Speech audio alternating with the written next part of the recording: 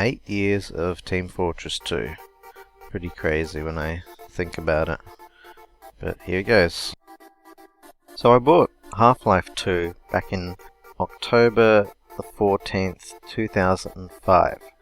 So I've been on Steam for just over 10 years now. I purchased TF2 on October the 21st, 2007, on this day 8 years ago. It also happens to be Back to the Future Day as well today, which is kind of funny. I never planned on buying TF2 in the beginning, so I wasn't really interested in pre-purchasing and playing the beta. I wanted to wait a week or two after it released to gauge how popular it was here. The main reason I bought it was because it had lots of servers with lots of people playing it in Australia. My very first memory of playing TF2 was on the map Hydro. I didn't really know what I was doing, or which classes were any good, but after trying them all out, I eventually stuck with the soldier. A funny memory I have from the early days is thinking that critical hits had something to do with shots to the head. I experimented by aiming for the head with weapons like the minigun or submachine gun. It was pretty silly, but I figured out soon after that crits had nothing to do with shooting at the head and were completely random, unless I was of course using the sniper rifle and scoped in. Looking back at the early days of TF2, it's pretty weird. There were no hats or cosmetics, no choice of different weapons for each class, only level 1 dispensers and level 1 teleporters, and also no air blast for pyro. It was still a fun and unique game, even though quite plain compared to today. Near the end of 2007, I decided to change my name, and the first word that popped into my head was Doslle. I was drunk and indeed feeling very docile. However, I misspelt it with an S instead of a C. I realized soon after that I had made a spelling error. I knew the word had 2 different pronunciations, so I changed the I into an L, so that it could be read as either Doslle or Doslle. I liked it, and I've kept the name ever since. I lost a little interest in TF2 around the end of 2007, and I stopped playing it completely. I went back to playing games like Call of Duty and Day of Defeat Source for around about 3 months before trying it out again. I didn't actually feel like playing it, but I was bored and thought that I should get my money's worth out of the game. I remember having quite a lot of fun when I played it again. It made me laugh out loud quite a lot, and I thought it was the funniest game I've ever played. But I wasn't hooked, and only played it occasionally. In April 29th, 2008, the first major content update came out for the game, the Gold Rush update. As you can imagine, Gold Rush was super popular and everybody loved it, including myself. The medic also got new weapons and achievements, and Valve introduced the loadout screen ready for future updates. Lots of people started to play medic, and it went from being the least played class to the 3rd most played at the time. In June 19, 2008, Pyro update came out. Pyro got the air blast ability, some new weapons, and a killer taunt. This made the Pyro class much more useful, and lots of people started playing Pyro. I didn't really like playing Pyro very much, even with the new additions, and to this day, it is still my 2nd least played class. The Extinguisher was a very powerful upgrade to the Fire Axe. I remember playing Spy was also extremely difficult and risky at the time. If you got caught out in the open by a Pyro, you were almost always guaranteed of getting killed. Spy was kind of a shitty class back then. Well, for me anyway. Speaking of the Spy, I'm not exactly sure of the specifics, but around about this time, I heard about the fabled face stab. People were talking about it in servers, and I remember trying to do it myself. Instead of sneaking up behind people, I would literally go up to somebody and hack at their face. I thought that it was a legitimate game mechanic that Valve added, and that if I aimed at the face, I could get a face stab. Well, I was wrong, and sadly never got to do one. Instead, I would get killed each and every time. There's a video on YouTube demonstrating the old school face stab. I won't talk about each and every update to TF2, or go over TF2's entire history, so I'll just talk about the stuff which really stood out in my mind, and the things which I remember most, or the video would just be too long. I also don't remember everything in perfect chronological order either, so forgive me if I make any errors. One of the biggest things to happen to TF2 for me was the introduction of official 32-player servers. Some people figured out how to have 32 players before this, but it was never official. I got excited one day when I read about it, and was really keen to try it out. The chaos and fun of a 32-player server was so good, especially on larger maps. I was hooked, and I started playing regularly from then on. Some of you might think, you noob, that's just too many people. But back then, teamwork was really important, and people communicated with each other a lot more. Most players were regular, and they knew what they were doing. You can't really compare today's TF2 with old school TF2. It was really good fun. The atmosphere and vibe of the game was different. On May 21st, 2009, the Sniper vs Spy update dropped, which introduced new items for the two classes. Also introduced was the item drop system and the first hats in TF2. I was really excited about the Huntsman and the Ambassador mainly, and thought they were awesome additions to the game. I remember the first time I saw a Huntsman on the ground and thought that I could pick it up somehow and could keep it. Wrong.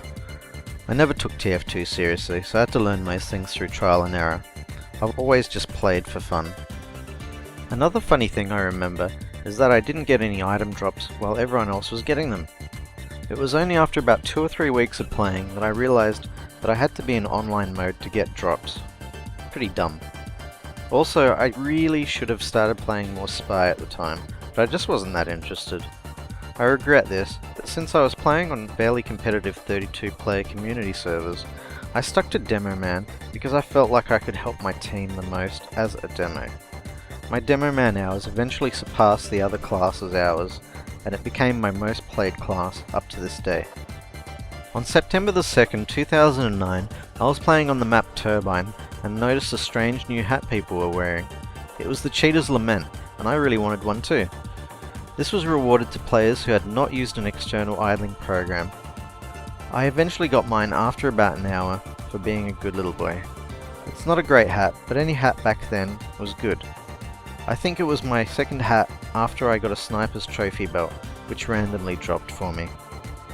Everyone's favourite hat got added to the game on October 29, 2009. The Gibus. Once again, I was playing on Turbine, which I really liked at the time, and noticed people with the new hat. I remember thinking it was a really ugly hat, but still wanted one. I dominated a player with one and got it. Yay, what a score! Everyone was wearing them back then, kind of like today. I have fond memories of TF2 when this hat came out. On December 17th, 2009, the War update came out. I expected and predicted that the Soldier team would win, so I went Team Demoman. In the end, I was glad that Soldier won, because I thought the Demoman's new weapons were slightly better. It was a really close battle. I dropped the use of the sticky launcher and bottle soon afterwards, and loved to charge around as a Demonite. July 8th, 2010, the Engineer got his update. This wasn't really a huge deal for me other than the fact that it was a major update, since I didn't really play Engineer that much. During the build up to the release of this update, players had a chance to craft a golden wrench. I was poor when it came to how many items I had, so I never really tried my hand at crafting one. I'm not sure when the Highlander mode came out, but I remember being really interested in trying it. I thought it was a really great idea, and I seriously considered joining a team. However, my internet was too crappy to take any game serious, unfortunately. During this time, Team Fortress was at its peak in popularity here from memory. There were 32-player servers and many 24-player servers which never died and were populated night and day throughout the week. I used to play a lot back then. I joined YouTube on the 6th of May 2011, a day after the replay update came out. I used to play quite a lot of Huntsman Sniper during this time. Some of my earliest YouTube videos are replays of me playing Huntsman Sniper. I used to love to taunt kill. June 23rd, 2011, TF2 goes free to play with the Uber update. I rarely saw hackers before this time, but it turned into a daily event. Sometimes multiple times a day, but it was okay since the servers I frequented usually had moderators on. I also rarely heard kids, aka squeakers, on the microphone before the update. Some veteran players started to talk about leaving the game because the community was changing so drastically. In the end, I think going free to play was good for TF2, but I think that they could have waited maybe a year or two more. This is also the time when I started playing a lot of 2 Fort. Nearing the end of 2011, I decided to stop playing TF2 and take a break from it. Before I left, the community servers I used to frequent were starting to feel different, but were still active. By the time I came back, around the middle of 2012, lots of my old TF2 gaming buddies had stopped playing TF2 and moved on to other games. The 32 player servers I loved so much started to drop in number and just weren't populated. I noticed that there were more trade and idle servers now. By the end of 2012, there weren't any normal 32 player servers left. The game died in a way for me, which was quite sad. Man vs Machine got added to the game on the 15th of August 2012. It was fun for a while. I even completed a few tour of duties. In October 26th, they added Wave 666 Colliginous Caper for Halloween. You couldn't complete it because about halfway through it would glitch out and the bots would stop spawning. Valve fixed it after about 4 days, and it was truly an achievement to complete. I managed to complete it in its original form before Valve nerfed it and added 1,000 extra starting credits. We got an A credit rating, which was pretty cool. I was getting a little bored with TF2 in general at the time, and felt like I had mastered all of the classes, except one. In the beginning of 2013, I uncrated my strange Spicicle. I decided to play Spy properly and to stick with it. I thought the Spicicle plus Deadringer would give me a chance at survival while I was learning the ropes. I had racked up about 130 hours of Spy since the beginning, so I wasn't completely shit at it, but I was average at best. The first things I focused on learning was my acting, stealth, and survival. I didn't bother with learning trick stabs until I had mastered the basics first. I almost had Hailzone Spicicle by the time I focused on the trickier stuff. December 17th, 2013, I uploaded my first video which I actually put some effort into. It was a Spy video, and pretty long. Up until then, I had only really uploaded short random Huntsman Sniper replays. During 2014, I decided to record more often, since I started to perform more and more trick stabs. This led up to my first montage video, which celebrated my 20th subscriber. I was still learning a lot during that year. Ever since I've had access to the internet, it has always been slow and unstable. This is due to an aging copper network in my neighbourhood and living far away from the exchange, amongst other things. Last year around Christmas time, I started to really get angry and complain to my internet provider. Well, the squeaky wheel got its oil, and I now have slightly faster internet that is actually quite stable most of the time. Thanks for listening to this brief introduction to myself and my illustrious Team Fortress 2 career, or lack thereof. I hope the video explains a few things and the gameplay footage wasn't too boring. The main reason I took a break from recording and uploading this year is simply because I've been playing the game for so long and needed the time off.